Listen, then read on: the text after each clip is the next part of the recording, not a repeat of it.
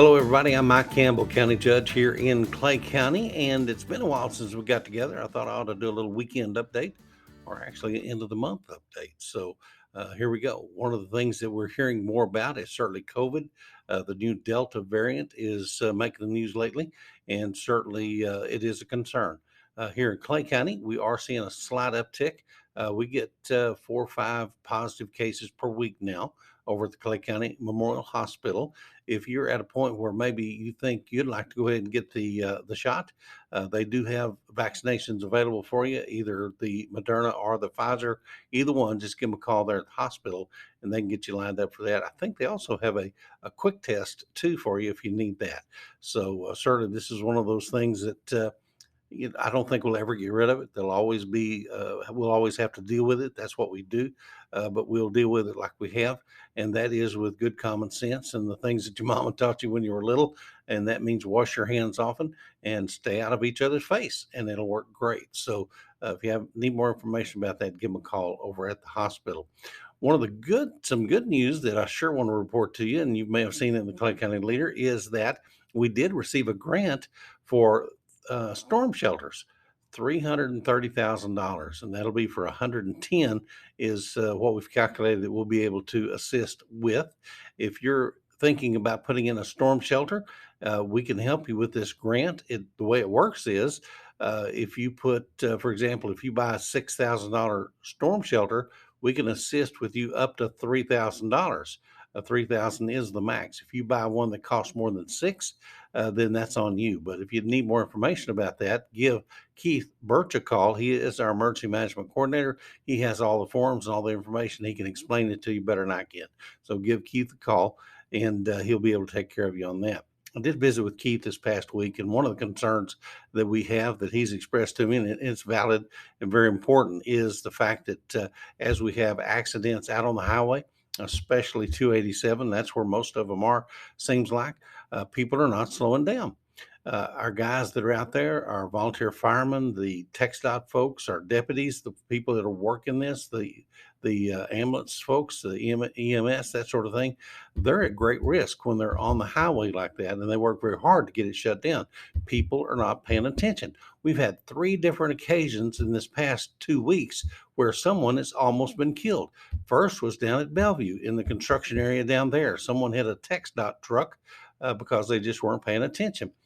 Recently, here in, just a few days ago, here off of around 148 on 287, we had some silicon that got on the road, and several motorcycles and cars both spun out on that. Well, while the deputies were trying to get that shut down, somebody not paying attention actually hit the deputy's car. He had to jump over the median there to not get hit. So he's fortunately safe. But also, even today, Keith was telling me that someone hit the guardrail on Wilson Overpass, and while they were trying to get that cleared up, a big old 18-wheeler had to take it to the ditch, and they were concerned it would turn over, but didn't that time. So my message is this: put down the phone, pay attention to what we're doing, put down the cheeseburger, whatever it is you're doing. Just pay attention to our driving. Now, I know that folks here in Clay County, we do, and it's the people passing through, but we got a lot of folks passing through. So just be careful about that. One of the things that I want to talk to you about also is this is budget time, and this is probably the most challenging thing that I do, and that is certainly my responsibility, is to take care of the budget. The way it works is I develop the budget, I present it to the commissioner's court, and they approve it. And it's a long process. We have several days of budget workshops where we talk about the best way to do things. Everybody's got their own idea about how it ought to work. Everybody's an advocate for their own projects and their department, whatever. I know the sheriff would like to have more deputies and more staff over there. Certainly, the commissioners would like to have more gravel and maybe some replacement equipment for their equipment that's wore out. We'd like to be able to perhaps give a cost of living raise this year. We haven't done that in a couple of years for our employees. So these are all things that we're talking about. But ultimately, it comes down to we want to protect the tax rate. Now, we do have some good news in that our appraisals went up about $66 million this year. What that means is it went up because things are worth more, but a large part of it is because of new growth. additions, people building businesses and that sort of thing that are going up, and the valuations are going up. Now, what that means is our tax rate last year was 0.72. Now, we have what's known as a no new tax rate.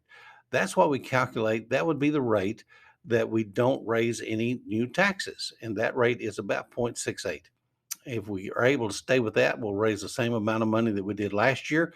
And I will report to you that last year, our fund balance went up over $900,000. And that's because of two things. One, granted, about 400,000 of that was COVID relief funding that we were able to receive from the county. But the rest of it was just cost savings because our elected officials, they're very conservative in their spending. They don't buy it unless they absolutely have to have it, and when they do, they try to get the best deal possible for you all as well, so that we can save money. And from as a result of that, our fund balance has gone up. What that means is we're able to do things we need to do and not have to raise taxes because we're very aware that our taxes are higher than anyone else in the surrounding area. The reason for that's because, we have over 1,000 square miles. There's only a little over 10,000 of us to share that tax burden to do the things we got to do, whether you're a big county or a small county. So that spreads it out to over fewer people. Now, our hope is, and I will say we got some good news, Vision Biologics is in the process of moving into Clay County. We gave them a tax abatement this past week to encourage them to continue to grow and expand, and they're doing that. Curtis Jennings and Corbett Jennings are working on that. They're out at the old trailer house plant on 148 just south of railroad track. They've hauled off truckloads and truckloads and truckloads of junk and doing a great job. They're remodeling that. It is a agricultural biological. They provide inoculants for legumes and that sort of thing around all across the United States and now even into Canada. So they're growing and doing well. So we're very fortunate to have them. We got a packing plant that's coming in. We're excited about that as well. Looking forward to that. There's several projects that are going on. I visited with Rick Langford the other day, some things that he's excited about, some things we can talk about and some we can't. So just know that big things are happening and we're proud of that for Clay County as well. The other thing that's coming up, certainly our schools are getting ready to open. They have a need for bus drivers. So if you have a CDL license and you'd like to help out with that, give your local school district a call. I guarantee you, every one of them could use probably another bus driver or two or some workers over there as well. But the schools will be open, hopefully as normal as possible. We're certainly looking forward to that. The other thing is the Clay County Pioneer Union. I was visiting with Kenny Browning recently. He is the chairman of the 9-man board, and he was telling me that their goal is to, and they've been, they had the rodeo last year, but not the parade. So we're planning on doing everything like we've always done it. He said we will make it do what we've always done, and they've always done it first class. So we're looking forward to that and working with Kenny Browning and those folks. I talked with Oat Duever. He is working in their publicity and that sort of thing. Last year, Channel 3, KFDX, a video streamed on the internet for us, and it was well received. But they said they probably won't do it this year. So we're going to have to take up the slack and get that done. We're working with some folks to possibly stream it ourselves, maybe do all 3 nights of the rodeo as well as even the parade. So I'll give you more information about that as we get closer to it. That's something we're excited about as well. Well, a lot of things happening in Clay County, and certainly if you have any questions about county government, give me a call, 940-538 5611. I believe it's 4651. Almost sent you to the sheriff's office. He would appreciate that a lot. But 538 4651. I don't even know my own number here. Don't call it that often. Or send me an email, mike.campbell@clay.tx.us. Once again, we appreciate you and all that you do for the county, and we appreciate you in your support of what we do here for you. Once again, thanks for watching. Have a great day. See you. Bye.